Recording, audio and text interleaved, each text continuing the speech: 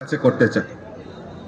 এই যে আপনারা আজকে বিভিন্ন আঞ্চলিক দল থেকে প্রমিনেন্ট কিছু লিডার, সিনিয়র অ্যাডভোকেট থেকে শুরু করে জনজাতি লিডারশিপ আজকে আমাদের পার্টিতে যোগদান করবে এবং অনেক কার্যকর্তা অনেক বিভিন্ন আঞ্চলিক দল হোক আর বিভিন্ন দল থেকে আজকে ভারতীয় জনতা পার্টিতে যোগদান করবে। আমি গত 2 দিন ধরে শুনছিলাম যে আমাদের এই ঐতিহাসিক র্যালি নাকি ফ্লপ হবে। ঠিক আছে, মেনে নিলাম। আরো একটা প্রশ্ন বলছিলেন যে আমরা পয়সা দিয়ে এখানে লোক আনবো। আমি জিজ্ঞেস করতে চাই, যারা যারা এখানে এসছেন, কাউকে পয়সা দিয়ে ভারতীয় জনতা পার্টিতে সভাতে আনা হয়েছে? আনা হয়েছে? তাহলে যারা এই অপপ্রচার অপবাদ দিচ্ছে ভারতীয় জনতা পার্টিতে, তাদেরকে উচিত শিক্ষা দেওয়ার জন্য আপনারা তৈরি তো? আপনারা তৈরি তো? বন্ধুগণ, আজকে নাবিশ্বাস উঠে গেছে।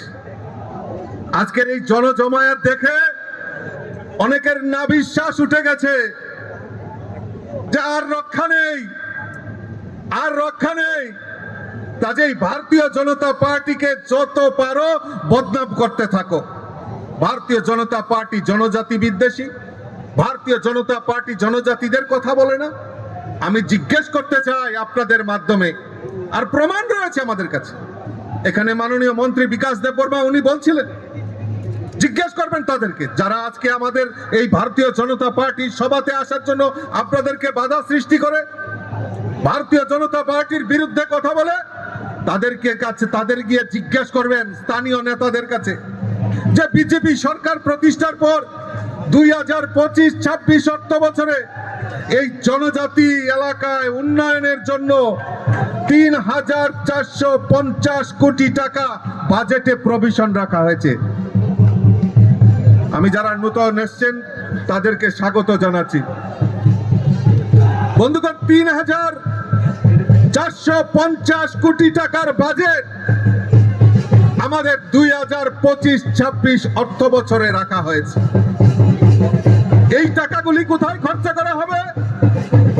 শিক্ষাগত এডুকেশন এবং দক্ষতা উন্নয়ন, পরিকাঠামো উন্নয়ন ডেভেলপমেন্ট, স্বাস্থ্য সমাজ কল্যাণ দপ্তর, আর্থিক কর্মসংস্থান সহায়তা, আমাদের জনজাতিদের কৃষ্টি এবং সংস্কৃতিকে বৃদ্ধি করার লক্ষ্যে সেখানেও আমাদের প্রায় 100 কোটি টাকার বাজেট রাখা হয়েছে।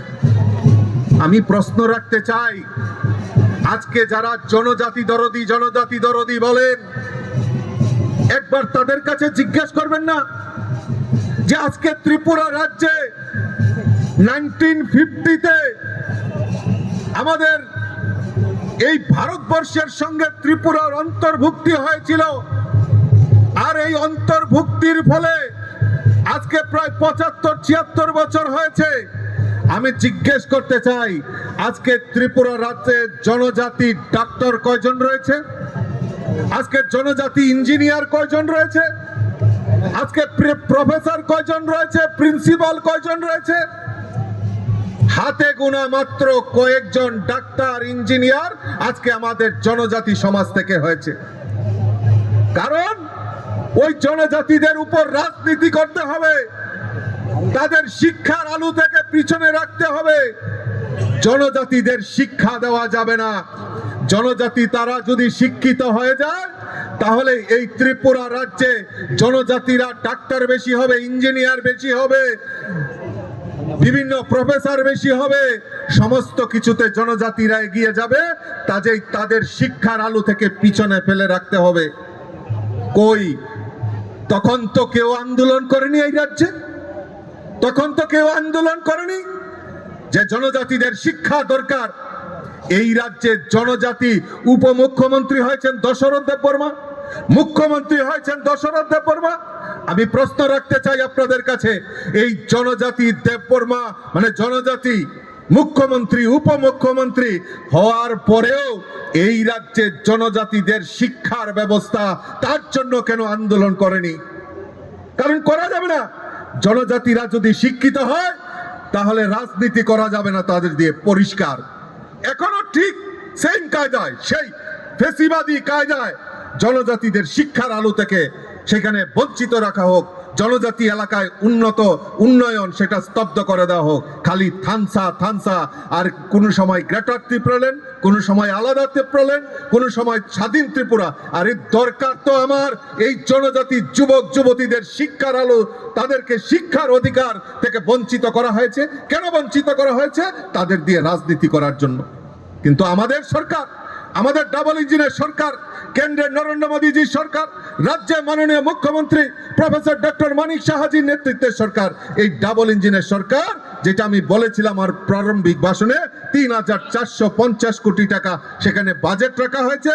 আর শুধু শিক্ষার ক্ষেত্রে ১২০০ কোটি টাকা বাজেট আমাদের এই রাজ্যে ডাবল ইঞ্জিনের সরকার রেখেছে জনজাতি এলাকায় শিক্ষার আলো পৌঁছে দেওয়ার জন্য। কই, তার জন্য তো কেউ কোনো আন্দোলন করতে হয়নি। আজকে আমাদের ত্রিপুরা রাজ্যে আমাদের দেশের প্রধানমন্ত্রী নরেন্দ্র মোদীজির কল্যাণে আজকে প্রায় 18টা একলব্য বিদ্যালয়, যেখানে আমাদের জনজাতি ছাত্র ছাত্রীরা বিনা পয়সায় হোস্টেলে থেকে তারা পড়াশোনার কাজ চালিয়ে যেতে পারে, তার ব্যবস্থা যদি করে থাকে আমাদের এই ডাবল ইঞ্জিনের সরকার করেছে। বন্ধুগণ, আজকে পরিকাঠামো উন্নয়ন, আজকে জনজাতি এলাকায় যেখানে গ্রাম, সড়ক এবং সেচ, পানীয় জল, বিদ্যুৎ পৌঁছে দেওয়ার জন্য প্রায় 900 কোটি টাকার বাজেটে প্রভিশন রাখা হয়েছে। আর আজকে কিছু লোক তারা তাদের রাজনৈতিক ফায়দা তোলার জন্য ওই আগরতলায় বসে, ওই কমিউনিস্টরা আমি দেখি খালি প্রায় সময় প্রেস কনফারেন্স করে আর কি বলে, গ্রাম পাহাড়ে খাদ্য নেই। আর এই অপদার্থের দল, বুর্বকের দল আগরতলায় বসে, এখানে বসে ওই খালি গ্রাম পাহাড়ে খাদ্য নেই, বস্ত্র নেই, খালি এখানে বসে খালি বড় বড় স্লোগান দেয়। কেন? তাদের প্রাক্তন মুখ্যমন্ত্রী তো আমাদের মাননীয় মুখ্যমন্ত্রী মানিক সাহা মহোদয়ের, উনার বড় দিল রয়েছেন। কারণ প্রাক্তন মুখ্যমন্ত্রী মানিক সরকার, উনি আমাদের মাননীয় মুখ্যমন্ত্রীকে বলেছেন যে আমার গ্রাম পাহাড়ে যেতে হবে, আর একটু ভালো গাড়ি না হলে গ্রাম পাহাড়ে যেতে পারবো না। আমাদের মাননীয় মুখ্যমন্ত্রী উনি বলেছেন ঠিক আছে তথাস্তু, একটা ভালো ইনোভা গাড়ি, খুব সুন্দর নতুন ইনোভা গাড়ি মাননীয় মুখ্যমন্ত্রীকে উনার চলার জন্য দিয়েছেন। আর মাননীয় মানিক শাহ মহোদয়কে আমরাও বলছিলাম যে দাদা এটা কি করলেন, দিল দরিয়ার মানুষ হয়ে উনাকে দিলেন।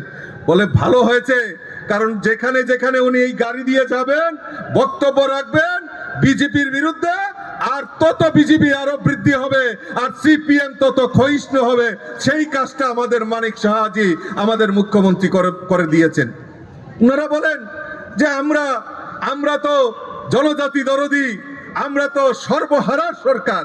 এই সর্বহারা সরকারের নমুনা হচ্ছে ওই ভালো গাড়ি লাগবে। এইবার সারাদিন বিজেপিকে গালিগালাজ করার পর বাড়িতে গিয়ে একটু ভালোভাবে ঘুমাতে হবে।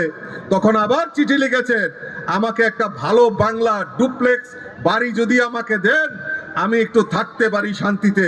তাই আমাদের মাননীয় মুখ্যমন্ত্রী বলছেন যে ঠিক আছে তথাস্তু। তাই আমাদের সান্ত্বনা চাকমা, যিনি আমাদের জনজাতি নেত্রী, আর সুশান্ত চৌধুরী, যিনি ট্যুরিজম নিয়ে কথা গবেষণা করছেন, তো তাদের দুইজনের মাঝখানে সবচেয়ে সুন্দর কোয়ার্টারটা যদি দিয়ে থাকেন, আমাদের মানিক সরকার মহোদয়কে দিয়েছেন। আমি বলবো ভালোভাবে ঘুমিয়ে স্বপ্ন দেখতে থাকুন, ভালোভাবে স্বপ্ন দেখতে থাকুন। আর খাদ্য নেই, বস্ত্র নেই, বাসস্থান নেই, আপনারা সেখানে যাওয়ার দরকার নেই। কারণ ভারতীয় জনতা পার্টি ডাবল ইঞ্জিনের সরকার ওই গ্রাম পাহাড়ের ডেভেলপমেন্টের জন্য আমরা মুখে কথা বলি না, আন্দোলনে বিশ্বাস করি না। আমাদের সরকার পরিকাঠামো উন্নয়নের জন্য 900 কোটি টাকা জনজাতি এলাকায় খরচ করার জন্য বাজেটে প্রভিশন রেখেছে। বন্ধুগণ, আজকে আমাদের স্বাস্থ্য পরিষেবা জনজাতি এলাকায় mobile health centre, sub centre, clinic, এবং বিশেষ করে আমাদের জনজাতি মায়েরা এবং যারা বাচ্চারা রয়েছেন তাদের স্বাস্থ্যের কথা খেয়াল রেখে সেই সাব সেন্টারগুলি, পিএসসিগুলি, সেইগুলি যাতে আরো উন্নত করা যায়। এবং আমাদের যেখানে সমাজ কল্যাণ দপ্তরের উদ্যোগে সামাজিক ভাতা থেকে শুরু করে আমাদের অঙ্গনওয়াড়ি সেন্টারগুলি, সেইগুলি যাতে পরিকাঠামো উন্নয়ন করা যায়, তার জন্য 450 কোটি টাকা বাজেটে প্রভিশন রেখেছে। আজকে জনজাতি এলাকায় ট্রাইবাল কোঅপারেটিভ সোসাইটির নাম দিয়ে ঋণ ভুক্তি এবং ঋণ দেওয়া এবং তাদের কৃষি হস্তশিল্প এবং বনজ যে উৎপাদন হয়, বিশেষ করে জুম থেকে শুরু করে জুম কাল্টিভেশন থেকে উৎপাদিত যে সামগ্রী সেগুলি যাতে বাজারজাত করা হয়, এসটি এলাকায় যাতে কর্মসংস্থানের ব্যবস্থা করা হয় তার জন্য, এবং তাদেরকে স্কিল ডেভেলপমেন্টের মাধ্যমে তাদেরকে স্কিল করে তাদেরকে কর্মসংস্থানের ব্যবস্থার জন্য প্রায় 500 কোটি টাকা বাজেটে প্রভিশন রেখেছে। আজকে আমরা ধন্যবাদ জানাই আমাদের কৃষ্টি, আমাদের জনজাতি কৃষ্টি সংস্কৃতি, আজকে আমাদেরকে এই রিসা দিয়ে বরণ করা হয়েছে। আজকে আমরা ধন্যবাদ জানাই দেশের প্রধানমন্ত্রী নরেন্দ্র মোদীজিকে এবং উনার কল্যাণে আজকে এই আমাদের জনজাতি মা বোনদের হাতের তৈরি এই রিসা জিআই ট্যাগ এবং সারা বিশ্বের মধ্যে এই ত্রিপুরাকে আলাদা আইডেন্টিটি করে দিয়েছেন আমাদের দেশের প্রধানমন্ত্রী নরেন্দ্র মোদীজি। তার জন্য কোনো আন্দোলন করতে হয়নি। আমাদের জনজাতি কালচার, জনজাতি ট্রেডিশনকে আরো বেশি করে প্রমোট করার জন্য প্রায় 100 কোটি টাকার বাজেট আমাদের সরকার সেখানে আমাদের যে উপজাতি ভাষা লোকসঙ্গীত সেইগুলিকে সংরক্ষিত করে আজকে দিল্লিতে এবং সারা বিশ্বের মধ্যে পৌঁছে দেওয়ার কাজ আমাদের এই ডাবল ইঞ্জিনের সরকার করেছে। বন্ধুগণ, আজকে ধন্যবাদ জানাই আমাদের মাননীয় মুখ্যমন্ত্রী ডক্টর মানিক সাহা মহোদয়কে। মুখ্যমন্ত্রী জনজাতি মিশনের মাধ্যমে আমাদের যারা প্রি মেট্রিক এবং প্রাক মেট্রিক যারা বৃত্তি স্কলারশিপ দেওয়ার ব্যবস্থা করেছেন এবং বিভিন্ন জায়গায় মুখ্যমন্ত্রী জনজাতি উন্নয়ন মিশন এবং বিভিন্নভাবে সরকারি যে সুযোগ সুবিধা জনজাতিদের কাছে যাতে বেশি করে পৌঁছায় তার ব্যবস্থা আমাদের মাননীয় মুখ্যমন্ত্রী সেখানে করেছেন। আর প্রধানমন্ত্রীর যে ফ্ল্যাগশিপ প্রোগ্রামগুলিও আমাদের মন্ত্রীরা এখানে বসে রয়েছেন, সুশান্ত চৌধুরী, বিকাশ দেববর্মা থেকে শুরু করে শান্তনা চাকমা, টিঙ্কু রায়, সুধাংশু দাস, তাদের মিশন মুডে এবং প্রায়োরিটি বেসিসে এবং আমাদের যাতে কেন্দ্রীয় সরকারের ফ্ল্যাগশিপ প্রোগ্রামগুলি যাতে 100% বাস্তবায়ী হয় জনজাতি এলাকায়, তার জন্য বিশেষ উদ্যোগ নিচ্ছেন। আমি আমাদের মাননীয় মন্ত্রী মহোদয়কে আমি অনেক অনেক ধন্যবাদ এবং শুভেচ্ছা জানাচ্ছি। কারণ আমাদের লক্ষ্য হলো যে আমাদের যে এক ত্রিপুরা শ্রেষ্ঠ ত্রিপুরা আমাদের মাননীয় মুখ্যমন্ত্রীর যে সংকল্প, সেই সংকল্প পৌঁছে দেওয়ার জন্য শুধু একা নয়, পাহাড়ি, বাঙালি, মণিপুরি, মুসলিম সমস্ত অংশের মানুষ সবাই মিলিতভাবে সবাই খামসা হয়ে আমরা এই ত্রিপুরা রাজ্যকে এক ত্রিপুরা শ্রেষ্ঠ ত্রিপুরা করব, সেই লক্ষ্য নিয়ে আমাদের কাজ করতে হবে। আর আমাদের স্লোগান পরিবর্তন করেছি আমরা ত্রিপুরা রাজ্যে। আগে একটা স্লোগান ছিল ইনকলাব জিন্দাবাদ, আমরা খাবো তোমরা বাদ। আমরা সেই স্লোগান পরিবর্তন করেছি সবকা সাথ সবকা বিশ্বাস সবকা প্রয়াস দিয়ে ভারতীয় জনতা পার্টি সরকার ত্রিপুরা রাজ্যে দ্রুত এগিয়ে যাবে। আমি আজকে যারা নতুন ভাবে আমাদের এই ভারতীয় জনতা পার্টিতে যোগদান করছেন আমি তাদেরকে অসংখ্য অসংখ্য স্বাগত জানাচ্ছি। আসুন আমরা সবাই মিলে মিলিতভাবে এই ত্রিপুরাকে এক ত্রিপুরা শ্রেষ্ঠ ত্রিপুরা সমৃদ্ধশালী ত্রিপুরা, সেখানে জাতি, পাহাড়ি, বাঙালি সবাই মিলে আমরা একসাথে লড়াই করব এবং এই রাজ্যকে একটা ভারতবর্ষের মানচিত্রে সবার উপরে নিয়ে যাব। এই আবেদনটুকু রেখে আমি সকলকে আবারও আন্তরিক অভিনন্দন এবং শুভেচ্ছা জানিয়ে আমার কথা বলা শেষ করছি।